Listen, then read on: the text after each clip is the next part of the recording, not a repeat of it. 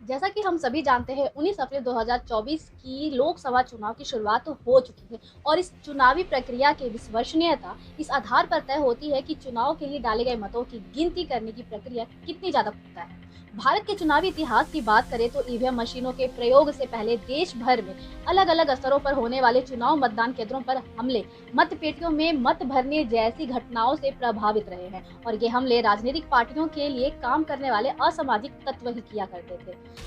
लेकिन नई सदी के आगमन के साथ ही चुनावों में ईवीएम मशीनों का प्रयोग शुरू होने के बाद ऐसी घटनाएं जैसे कि खत्म ही हो गई। हालांकि समय समय पर इन मशीनों की प्रामाणिकता पर सवाल उठते रहे हैं।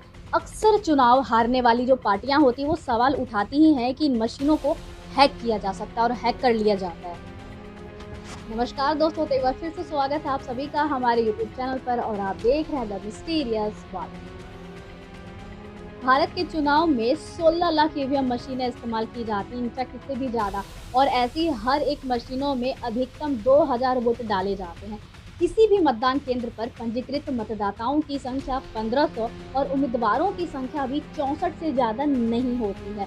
भारत में बनी ये मशीनें बैटरी से चलती हैं। ये मशीनें उन इलाकों में भी चल सकती है जहां पर बिजली की सुविधा नहीं होती है। इन मशीनों के सॉफ्टवेयर को एक सरकारी कंपनी से जुड़े डिजाइनरों ने बनाया था। चुनाव आयोग के मुताबिक ये मशीनें और इनमें दर्ज रिकॉर्ड्स को किसी भी बाहरी समूह के साथ साझा नहीं किया जाता है। तो चलिए अब हम जानते हैं कि आखिर ईवीएम मशीनें काम कैसे करती हैं। मतदाताओं को वोट करने के लिए एक बटन दबाना होता है। मतदान अधिकारी भी एक बटन दबाकर मशीन को बंद कर सकता है ताकि मतदान केंद्र पर हमला होने की स्थिति में जबरन डाले जाने वाले फर्जी मतों को रोका जा सके। मतदान से जुड़े रिकॉर्ड्स रखने वाली मशीनों पर मोम की परत चढ़ी होती है। इसके साथ ही इसमें चुनाव आयोग की तरफ से आने वाली एक चिप और सीरियल नंबर होता है। इस मशीन को अब तक 113 विधानसभा चुनाव में इस्तेमाल किया जा चुका है। इन मशीनों के प्रयोग से मतगणना का काम बहुत तेजी से होता है। एक लोकसभा सीट के लिए डाले गए मतों को महज 3 से 5 घंटों में गिना जा सकता है, जबकि बैलेट पेपर के दौर में इसी काम को करने में 40 घंटों का समय लगता था। इसके साथ ही मशीन फर्जी मतों को अलग कर देती है, जिससे ऐसे वोटों को गिनने में लगने वाले समय और खर्च में खासा कमी आ गई है। इस विषय पर हुए शोध में सामने आया है कि वोटिंग मशीन के इस्तेमाल से चुनावी घोटालों और मानवीय गलतियों में कमी आई है, जिससे लोकतंत्र को फायदा हुआ है।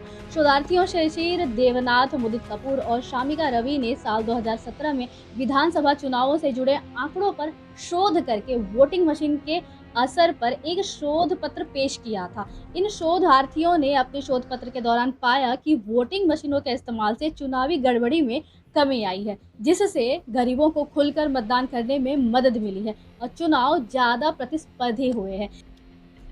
इन शोधार्थियों को ये भी पता चला कि ई वोटिंग के चलते चुनावी दलों के वोट शेयर में भी कमी आई है। क्या ईवीएम मशीन को सच में हैक किया जा सकता है?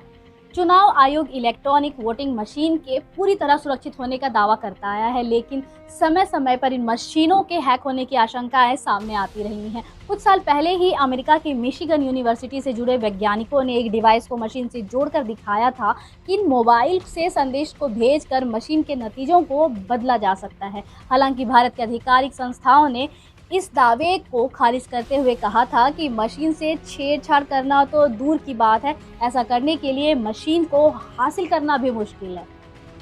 वहीं मैसाचुसेट्स इंस्टीट्यूट ऑफ टेक्नोलॉजी से जुड़े विशेषज्ञ धीरज सिन्हा मानते हैं कि लाखों वोटिंग मशीनों को हैक करने के लिए काफ़ी ज़्यादा धन की ज़रूरत होती है और ऐसा करने के लिए इस काम में मशीन निर्माता और चुनाव कराने वाली संस्था का शामिल होना भी ज़रूरी है। इसके लिए एक बहुत ही छोटे रिसीवर सर्किट और एक एंटीना को मशीन के साथ जोड़ने की ज़रूरत होगी, जो इंसानी आंख से दिखाई नहीं देगा। वो कहते हैं कि वायरलेस हैकिंग करने के लिए मशीन में एक रेडियो रिसीवर का होना जरूरी है, जिसमें एक इलेक्ट्रॉनिक सर्किट और एंटीना होता है। चुनाव आयोग का दावा है कि भारतीय वोटिंग मशीन में ऐसा कोई सर्किट एलिमेंट नहीं है। कम शब्दों में कहें तो इतने व्यापक स्तर पर हैकिंग करना लगभग नामुमकिन होगा। सुप्रीम कोर्ट के आदेश के बाद सभी वोटिंग मशीनों में वीवीपैट मशीनें लगाई गई। इन मशीनों के लगे होने पर एक मतदाता जब अपना वोट डालता है तो वोट दर्ज होते ही प्रिंटिंग मशीन से एक रसीद निकलती है, जिसमें एक सीरियल नंबर, उम्मीदवार का नाम और चुनाव चिन्ह दर्ज होता है। ये सूचना एक पारदर्शी स्क्रीन पर 7 सेकंड के लिए उपलब्ध रहता है। हालांकि 7 सेकंड के बाद ये रसीद निकलकर एक सील बंद डब्बे में गिर जाता है। ईवीएम का इस्तेमाल न केवल वोटिंग के लिए होता है बल्कि वोट स्टोर भी होता रहता है।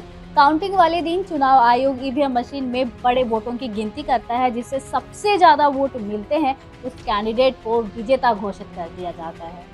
ईवीएम में 2 यूनिट होती है, कंट्रोल यूनिट और बैलेटिंग यूनिट। ये दोनों यूनिट एक 5 मीटर के केबल से जुड़ी होती है।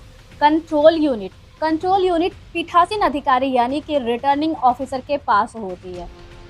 और बैलेटिंग यूनिट वोटिंग कंपार्टमेंट में रखी होती है। इस जगह पर आकर लोग वोट डालते हैं। पीठासीन अधिकारी वोटर की आइडेंटिटी को वेरीफाई करता है और फिर कंट्रोल यूनिट का बैलेट बटन दबाता है। इसके बाद वोटर बैलेटिंग यूनिट का मौजूद कैंडिडेट और उसके चुनाव चिन्ह के सामने वाला नीला बटन दबाकर वोट कर सकता है। चुनाव आयोग के मुताबिक ईवीएम मशीन कंप्यूटर से कंट्रोल नहीं होती। ये स्टैंड अलोन मशीन होती है जो इंटरनेट या किसी दूसरे नेटवर्क से कनेक्ट नहीं होती है, इसलिए ये हैकिंग से पूरी तरीके से सुरक्षित होती है।